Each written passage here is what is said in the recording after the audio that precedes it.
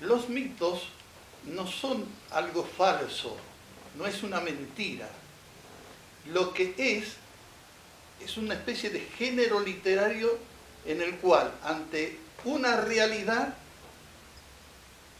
la describen. Por ejemplo, la creación. El mito de la creación, que Dios escribió, creó el mundo en 6 días, el 7º día descansó, todo. Eso es mítico.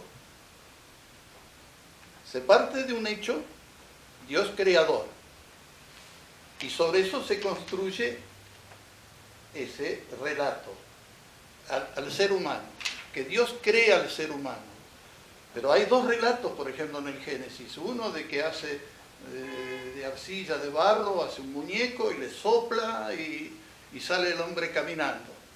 Y de ese hombre después Dios le saca una costilla y nace la mujer. Ese es un mito.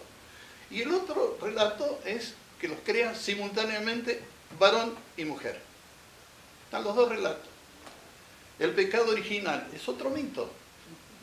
¿Qué pasaba? Existía en ese momento el problema del mal. Si Dios todo lo que había creado era bueno, ¿cómo es que existía el mal? Entonces elaboran el mito del pecado original, donde quedan mal parados todos.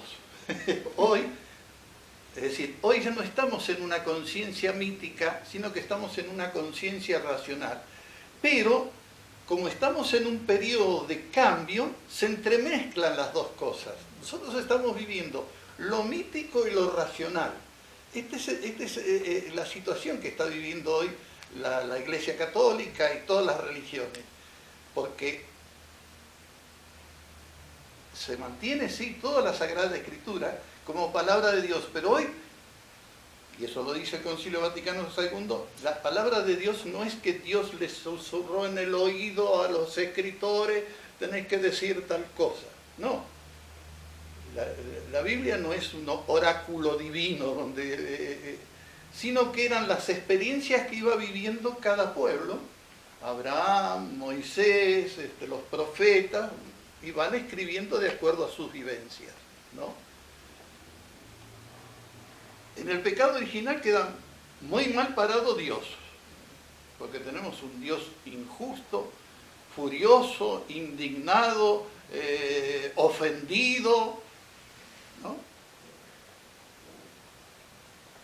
Que castiga a esos hombres, a ese hombre y a esa mujer, pero no solo a ellos, sino a toda su descendencia, con un pecado que sería después hereditario, y que después van a decir que Jesús murió porque tenía que lavar ese pecado original, ¿no?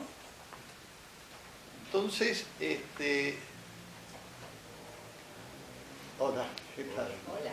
Entonces, hay Dios tremendo que quiere la sangre de su Hijo para lavar un pecado inexistente. Ese es otro mito, de que Jesús muere en la cruz por los pecados de los seres humanos.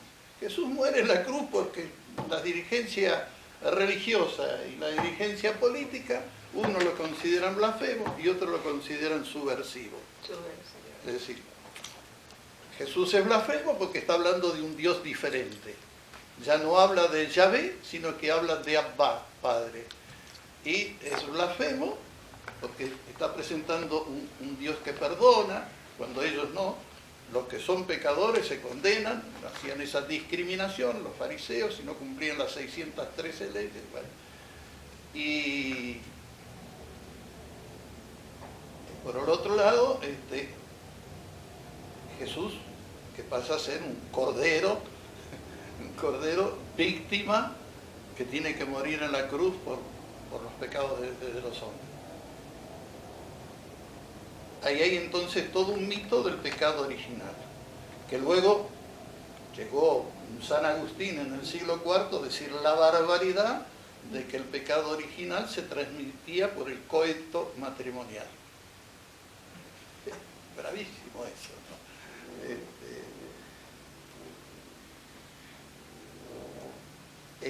Esos son los mitos entonces. En el caso que vamos a ver, o en la situación que vamos a ver de los nacimientos de Jesús, hay muchos mitos. El primer mito es que se trata de salvar a María como una mujer virgen, cuando en aquella época la virginidad y la esterilidad se la consideraba un castigo de Dios. ¿No? Y se le da, fíjese que en los evangelios solamente 2 veces se habla de María Virgen. Una la trae Mateo y otra Lucas en el nacimiento. Porque se apoyan en eso del profeta Isaías, en el capítulo 7, dijo, cuando una doncella dará a luz a un niño que salva. Pero decía doncella Isaías, en hebreo. Cuando lo traducen al griego, el doncella pasa a ser virgen. ¿Y el mito dónde viene? Porque en la época de Jesús, los grandes personajes nacían de la unión de una virgen con los dioses. Eso pasó con Pitágoras, con Platón, con el emperador César Augusto. Es decir, todos los grandes personajes de esa época nacían de una virgen. Entonces, cuando tanto Lucas como Mateo escriben el nacimiento de Jesús, lo hacen de esa manera, porque quieren resaltar la persona de Jesús. Entonces crean ese mito de la virginidad y de la concepción, que es un mito que lo hacen a Dios contradictorio también, y caprichoso. ¿Por qué? Si Dios ha creado, que hoy ya por la biología sabemos cómo es toda la reproducción del ser humano, que es a través del gameto masculino y el gameto femenino, a María le faltaría el gameto masculino. Estaría violando una ley de Dios, la ley de reproducción biológica. Y entonces estaría apareciendo un Dios que se contradice, crea una ley y la borra después, caprichosamente. Entonces, esa es otra cosa que hoy se está reviendo mucho, porque en los evangelios María tiene 27 veces, se la nombra como Madre de Jesús, como Virgen solamente 2 veces. Estos son detalles que los que están estudiando todos los evangelios, o sea, el Jesús histórico, van descubriendo, que eso se empezó hace casi 2 siglos, a estudiar al Jesús de los evangelios según la historia, aplicándole principios históricos. ¿Qué es lo histórico y qué es lo teológico? Porque sobre lo histórico, al montarse lo teológico, tenemos el mito. Que el mito no es algo falso. Lo falso es utilizar el mito en un sentido literal. Que lo que hoy se llama el literalismo es la idolatría de la letra. Creer que todo lo que está escrito es palabra de Dios, que Dios lo escribió así. Entonces a Dios se lo convierte en un guerrero, que para el sol para que Josué termine su batalla de matar a todas esas cosas, hoy se la ha desterrado. Lo que sí, los ritos, lo que hay que utilizar es sabiduría y humildad a la vez para descubrir cuál es el sentido del mito, qué es lo que quiere decir el mito. ¿Qué es lo que nos quiere decir entonces el nacimiento de Jesús? Que Dios se hizo presente de un modo especial en ese niño. Que ni María ni José, porque hoy ya todo el mundo habla del nacimiento biológico de Jesús, donde Jesús es hijo de María y de José. Ya no más José el Pepe padre putativo, ¿no? Ya no es más. Y tampoco que José era un viejo, decrépito, anciano, entonces, no. Porque después en Marcos, por ejemplo, en el capítulo 6, se habla de que Jesús tiene 4 hermanos más y mujeres, dice. Santiago, Juan, José y Judas. Que son los que van con María desde Nazaret a Cafarnaúm a buscarlo a Jesús, porque creía María y los hermanos que Jesús estaba loco, estaba fuera de sí, dice en Marcos 3:1, que Jesús estaba loco. ¿Por qué?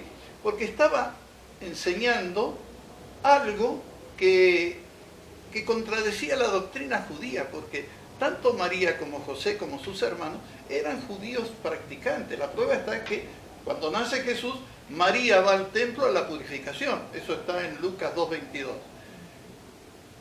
Si María va a la purificación es porque tenía que atenerse al Éxodo capítulo 13, que habla de cómo se tenían que ofrecer el primogénito. Lucas habla de Jesús como el primogénito, no como el unigénito. Al hablar primogénito quiere decir que hay otros después. Por eso va a estar después Santiago al frente de la iglesia de Jerusalén y lo llaman el hermano del Señor. Y lo lapidan y muere por ser fiel a su hermano Jesús en el año 67. Ese es Santiago que había quedado a cargo de la iglesia de Jerusalén.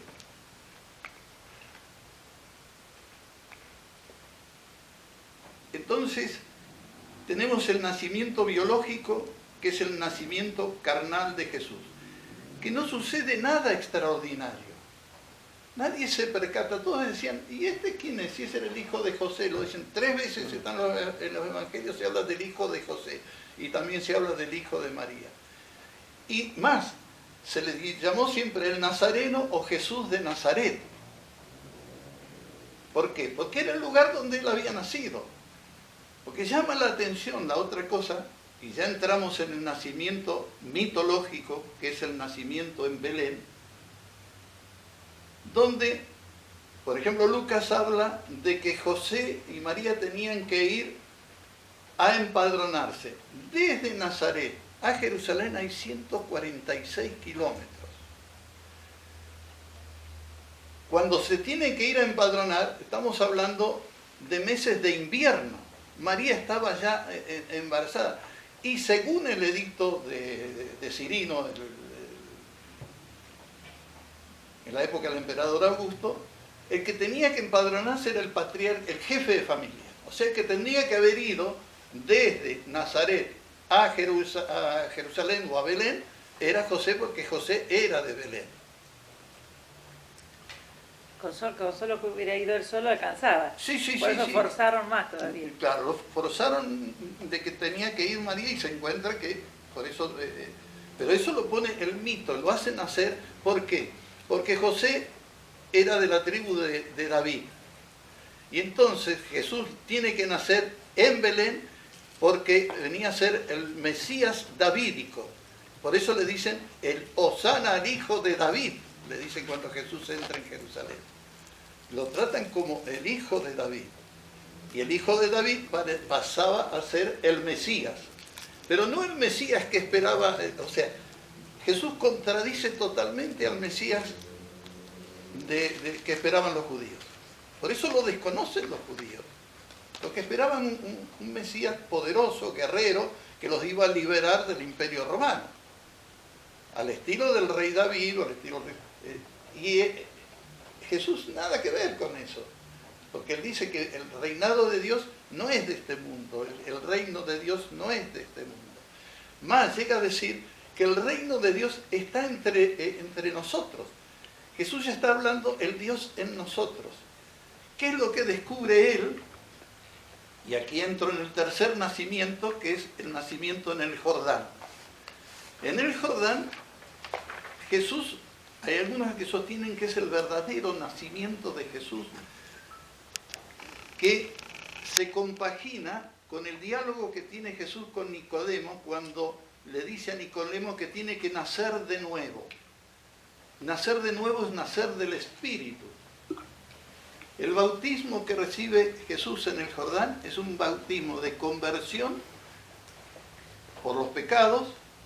Esta es otra cosa que llamó mucho la atención de estos historiadores. Si Jesús, al ir a Bautista para que lo bautizara, no es inferior al Bautista. Si Bautista es el que lo bautiza, Jesús pasaba a estar en segundo plano. Y la otra, que el bautismo de Juan el Bautista era un bautismo de conversión por los pecados. Jesús se presenta como pecador. Esa presencia de Jesús como pecador, ¿él se sentía pecador? Son los dos interrogantes que plantea este bautismo de Jesús. Pero lo que pasa allí, ahí también hay otro mito, que es lo que escriben después, a raíz del bautismo de Jesús, lo que escriben los 4 evangelios. Esto es otra cosa significativa. Es el hecho histórico en el cual coinciden los 4 evangelios. Por ejemplo, nacimiento de Jesús solamente lo trae Mateo y Lucas. Marcos arranca su evangelio con el bautismo de Jesús, capítulo 1. Y Marcos, no olvidemos que escribe para la comunidad pagana de Roma, en la cual predicaba Pedro. O sea que lo que Marcos escribe, o lo que se escribe de esa comunidad, era lo que había predicado Pedro, y después vino Pablo también, porque los dos van a morir mártires en Roma. Pedro muere alrededor del año 67 y más o menos un poquito después muere Pablo, que es traicionado por unos cristianos, etc. Este nacimiento de Jesús en el Jordán, hoy se lo llama el nacimiento espiritual de Jesús, porque es algo que él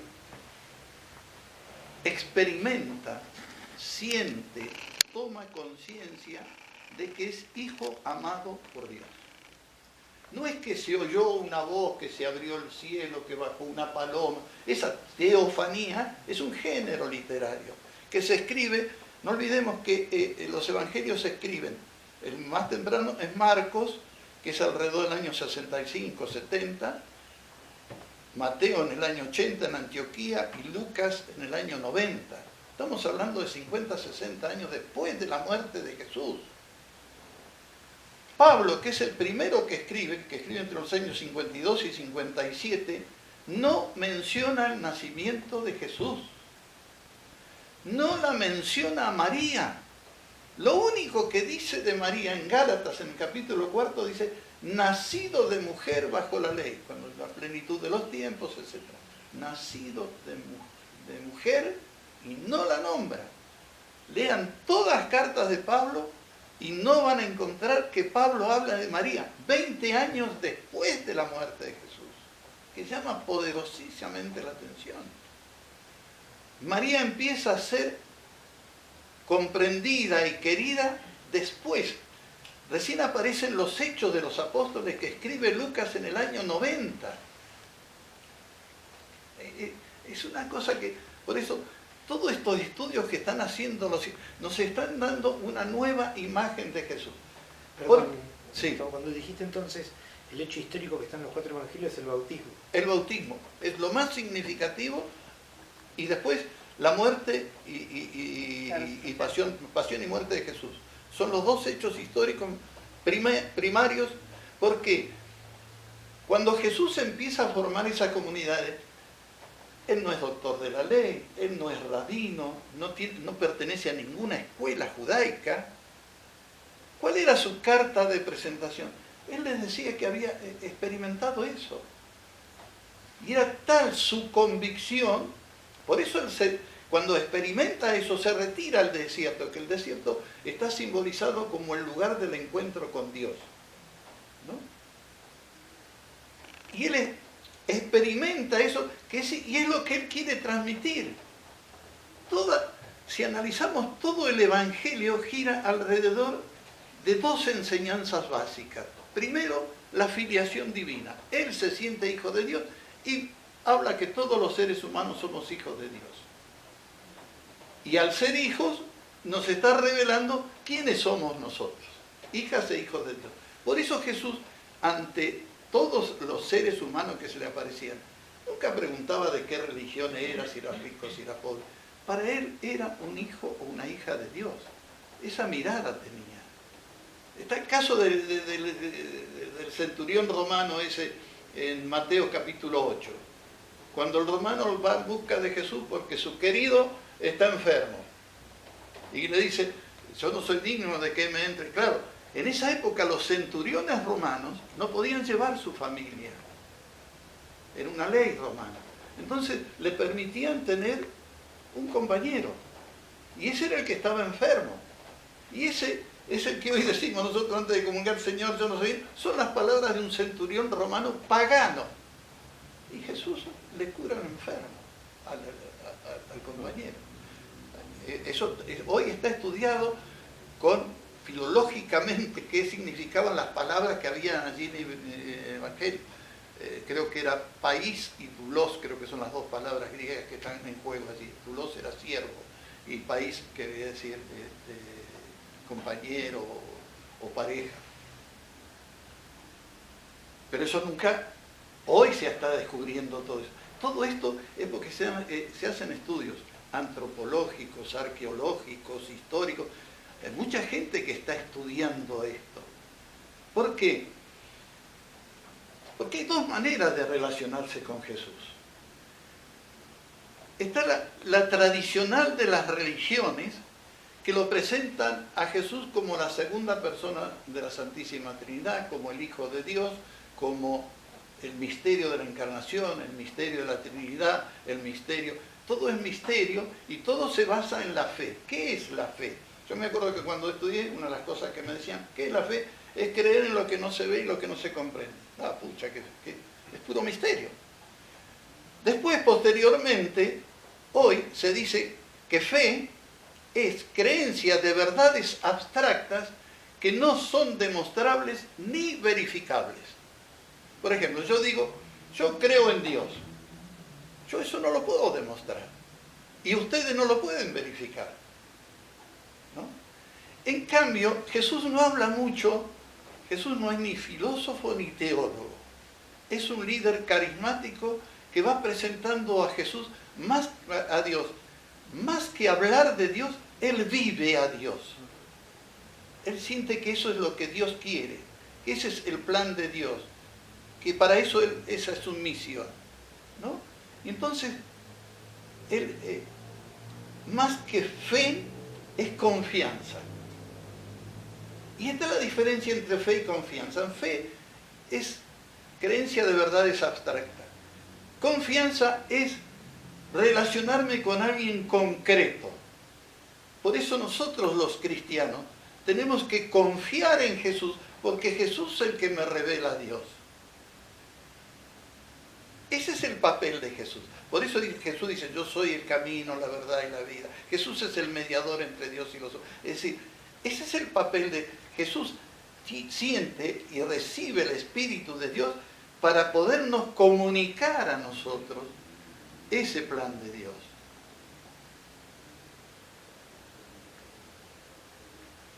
Hoy, en esta nueva corriente, se está trabajando más en relacionarnos con Dios, con el Jesús histórico, el humano, el concreto, el que vivió en la Galilea, en la Palestina, hace 2000 años y produjo ese movimiento profético universal.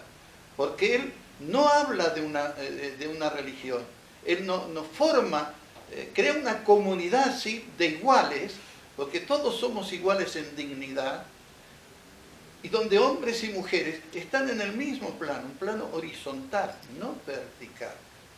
Las religiones son verticalistas. ¿Cuál es el sentido de las religiones? Es relacionarnos con un ser superior. Y entonces enfocan todo en... Entonces viene la adoración, viene el rezar, los sacrificios, todo eso.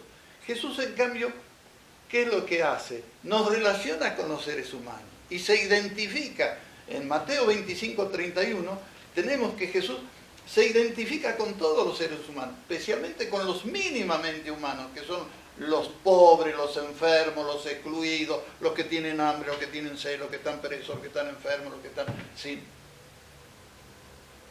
Es decir, lo de Jesús es horizontalismo, lo de las religiones es verticalismo. Esta es la gran diferencia.